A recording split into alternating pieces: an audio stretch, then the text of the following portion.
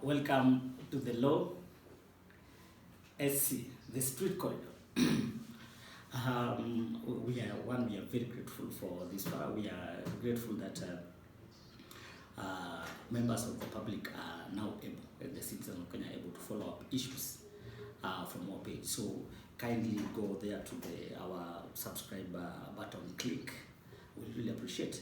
Today we are going to give you some few issues on what's happening in Kenya and maybe outside, like what's happening in Nigeria, election, and such thoughts. So we are going to have three issues, and the issue number one that we discussed in this particular one is the issue of the Chinese, that's the China Square, and the Kenyan traders.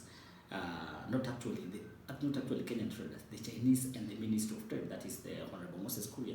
And the issue that things that are worrying us as Kenyans is that, do we really deserve to have cheaper products? Do we really deserve to have cheaper products as Kenyans? Because the only way to bring the status of life, or maybe not, let me say not the status of life, the only way to bring the cost of living down is by lowering prices of several things in the country. And those commodities, they must be available at the cheapest price possible. And from what happened the other day, I think 5 days ago, whereby the Minister of Trade issued a notice to the Kenyatta University, requesting the Chancellor that they be able to be given a lease at the government, so that Kamkunji and Gikomba Traders Association to be given the authority or to have that lease and trade in terms of products. And if you have really visited there, the China Square, you find that there are very many things. Some of them are affordable, some of them are not affordable. And Kenyans, due to the cost of living, they have been pushed to move to where they can get cheaper products.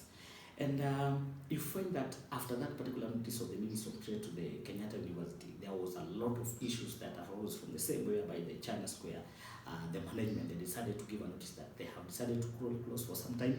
Reason being, they are not able to manage the number. Though the people there, if you go there, you will shop, well, that's true, but now you'll find a long queue in terms of people making payments and that process. But that is what expected in where the business is moving, because we expect very many people, and we expect maybe to have the congestions during the payments, and maybe we expect to have maybe the congestion in the entire supermarket. So I don't think those were the main issues why maybe the China Square or intended to close.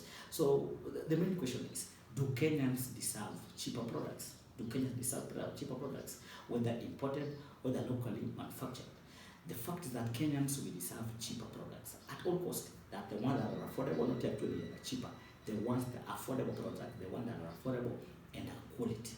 And if other person, like for example Chinese, can be able to set up an institution here for those products to be available, we can say one is that advantage of the government, because they're paying tax, and that particular tax goes to the government, that helps the government run. Number two, they're enabling Kenyans' lifestyle to be more easier in terms of the availability of products and the products being done at a cheaper price. So I think the China Square closing and issuing notices, those reasons were not genuine. Ministry of Trade, after the CS for Trade, Moses Kuria, issued that particular notice, very many things happened. I think the Ministry of Trade hoodwinked the China Square to close, and that is very bad, because it means, as much as we say that this government is for Mama Mboga and the Mwananchi wa Kawaida, we have not seen that one happen. And we have seen very many things happen, like things like demonstration that we'll discuss, and people saying that, oh, China Square should not be closed, so China Square should be closed. And the main question is that the people are not answering, do we really deserve affordable products? Because someone is trying to tell us that the people who are at the Kirinyaga, their business is being spoiled. But that's not the case. We have supermarkets like Carrefour that are more affordable, and we've never said that they'll be closed. So Kenyans will run where products are affordable, where they can manage. So I think that we as Kenyans, we should be in a position to access the goods at affordable prices, not at the exorbitant prices whereby Kenyans feel that somebody is trying to steal from them. And even this should go to Kenyan traders, get the products at affordable prices. And this again goes to the government. Don't overtax Kenyan traders, so that when they sell the products here, they struggle to get their profits back. So I think as a Kenyan, you need to know that you have a right to do business. Any other Kenyan have a right to do business, but not to that extent. And another thing to note on the same, though the Chinese have been allowed to do business here, the permits, how the immigration gives permits. I think that for a foreigner to begin a permit, it means the kind of expertise that you're bringing in the country must be a very unique expertise. So I don't think, again, if you're setting a supermarket is an expertise that Kenyans can do. I don't think, again, bringing goods in as expertise that Kenyan can do. I don't think even selling from the streets in an expertise that Kenyan can't do. So maybe they do it with Kenyans as a source of business, or they allow Kenyans to help them do business. So the bottom line, I think that Kenyans deserve better and affordable goods, from either from the local or from the Chinese. So I currently be informed that Chinese exiting the market is not to our advantage, but is to our disadvantage, because all of us are aware that they pay tax and blah blah blah blah. So I think this was they did close, they were willing to close, and that is not right, and that should not have happened, and that should never happen to any other trader that is intending to trade. Kenyans should be allowed to go where they can afford, and that one should not be limited by any way or the other. And you see, this government said that they will ensure that all Kenyans can get these products at affordable, regardless of the products, whether they're coming from outside, whether they're coming from inside. And so now the Ministry of Trade is saying that they're going to overtax